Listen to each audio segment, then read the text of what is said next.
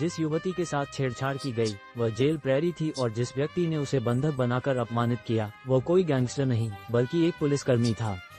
इसलिए मैं कहता हूँ कुछ लोग पुलिस की नौकरी से खुश नहीं हैं। पुलिस ने जेल में घुसकर जेल प्रहरी को पीटा। क्या भारतीय पुलिस ऐसा कर सकती है? कमेंट में बताएं। पुलिस ने मिस डायमंड के साथ इतना बुरा व्यवहार क्यों किया? इसकी शुरुआत मिस डायमंड के हिरासत में कैदी जहरीले बिच्छू यानी मात्सुशिमा नामी से होती है। दूसरे भाग में मात्सुशिमा नामी ने वार्डन सहित कई जेल प्रहरियों की हत्या कर दी। इसलिए फिल्म की शुरुआत में पुलिस अधिकारी एयू ने गुंडों की बड़े पैमाने पर गिरफ्तारी शुरू कर दी। हालांकि गिरफ्तारी के दौरान मात्सुशिमा भागने में सफल रही और एक रेड लाइट एरिया में भाग गई जहां उसे गोंगटैंग ने बचाया। गोंगटैंग ने मात्सुशिमा की हथकड़ी देखी और अचानक उसे पुराने समय की पुलिस क्रूरता याद आ गई।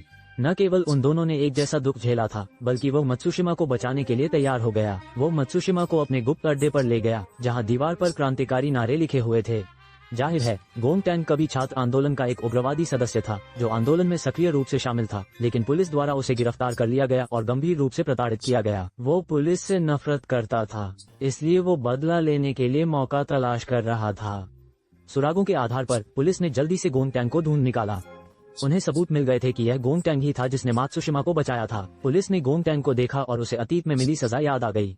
न केवल गोंगटैंग के पैर तोड़ दिए गए थे बल्कि उसके तीसरे टांग को भी गर्म पानी से जलाकर बेकार कर दिया गया था। जब वो पुलिस स्टेशन पहुंचा तो उसे बहुत पीटा गया, लेकिन गोंगटैंग बहुत जिद्दी था। उसने पुलिस की मार खाने के बाद भी अपना मुंह नहीं खोला। इस बार पुलिस ने उसे बहुत ज्यादा प्रताड़ित नहीं किया। पुलिस ने सिर्फ उसकी पिटाई की और फिर गोंगटैंग को जाने दिया। गोंगटैंग गुस्से में वहां से चला गया। उसे पता ही नहीं था कि दो पुलिसकर्मी उसका पीछा कर रहे थे। जब गोंगटैंग गुप्त अड्डे पर पहुंचे तो उन्होंने मात्सुशिमा से कहा कि उसने पुलिस को कुछ नहीं बताया। मात्सुशिमा को अचानक बाहर कुछ हलचल महसूस हुई, इसलिए उन्होंने तुरंत दरवाजे की दरार से झांका और देखा कि जैसा कि अपेक्षित था एक पुलिसकर्मी बाहर दिखाई दिया जो गोंगटैंग का पीछा कर रहा था। इस समय गोंगटैंग को पता था कि पुलिस उसका पीछा कर रही है। वो क्रोधित हो गया और अपनी डबल बैरल बंदूक उठाकर पुलिस से सीधे लड़ने लगा। दोनों पक्षों के बीच गोलियां चलती रहीं, लेकिन अंदर से कोई आवाज नहीं आई।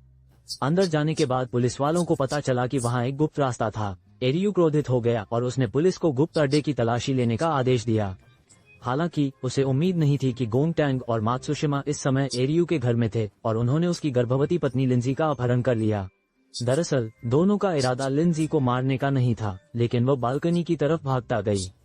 मात्सुशिमा और गोंगटैंग उसे वापस खींचना चाहते थे, लेकिन लिंजी बहुत डरी हुई थी और बालकनी से गिर गई, जिससे उसकी मौत हो गई। इस हत्या ने मात्सुशिमा और गोंगटैंग को झकझोर कर रख दिया। पुलिस द्वारा घटनास्थल की घेराबंदी करने के बाद भी वे अभी भी यह सोच रहे थे कि हत्यारा कौन है।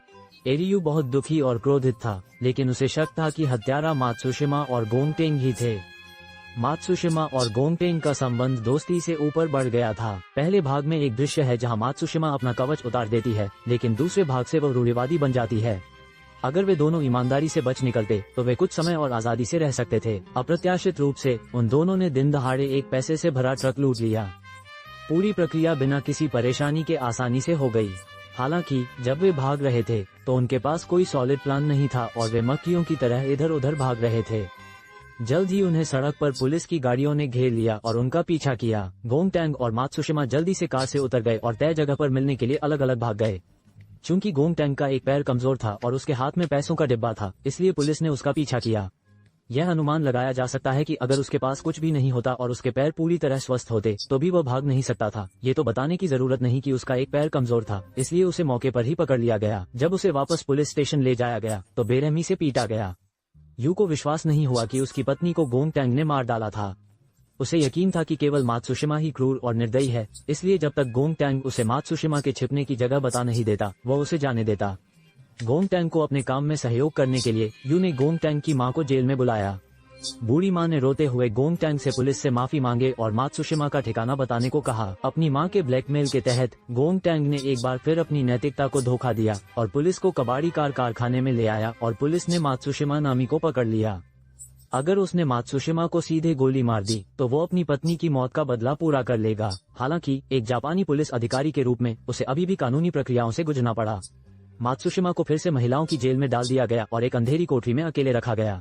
अपनी नफरत को बाहर निकालने के लिए यू व्यक्तिगत रूप से उससे मिलने आया, या अधिक सटीक रूप से मात्सुशिमा को व्यक्तिगत रूप से खोजने के लिए। आखिरकार एरियू की नजर में यह वो दुष्ट महिला थी जिसने उसकी पत्नी को मार डाला। मात्सुशिमा को मृत्यु से भयभीत करने के लिए एरियू ने वार्डन से जुगाड़ लगाया और मात्सुशिमा को मृत्युदंड की सजा पाए एक कैदी को फांसी पर लटकाए जाने की घटना देखने की अनुमति दी।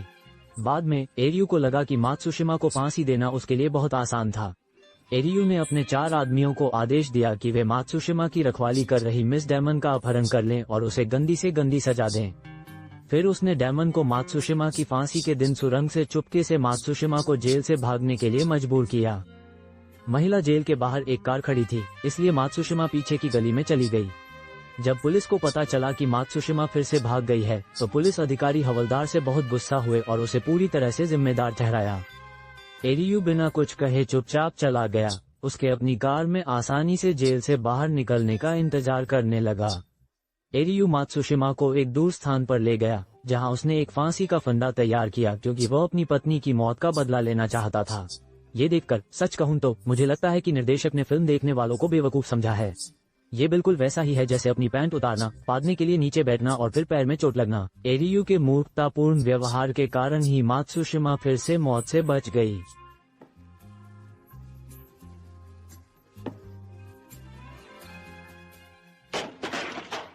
एक महिला का जीवन, आक्रोश और घृणा।